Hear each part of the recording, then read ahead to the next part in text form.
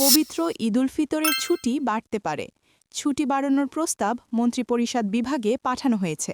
বৃহস্পতিবার মন্ত্রিসভা বৈঠকে ঈদুল ফিতরের ছুটির বিষয়ে সিদ্ধান্ত আসতে পারে বলে জানা গেছে। বাৎসরিক ছুটির ক্যালেন্ডার অনুযায়ী আগামী ঈদুল ফিতরে ৫ দিন ছুটি নির্ধারিত আছে। মূলত ঈদের সময় ঘরমুখো মানুষের যাত্রা নির্বিঘ্ন করতে ছুটি বাড়ানোর চিন্তাভাবনা করছে সরকার। চলতি বছরের নির্ধারিত ছুটির তালিকা অনুযায়ী ২১ মার্চ ঈদুল ফিতরের দিন সাধারণ ছুটি, ১৯ ও ২০ মার্চ এবং ২২ ও ২৩ মার্চ ঈদুল ফিতরের আগে ২ ও পরে ২ দিন সহ মোট ৪ দিন নির্বাহী আদেশে ছুটি থাকবে।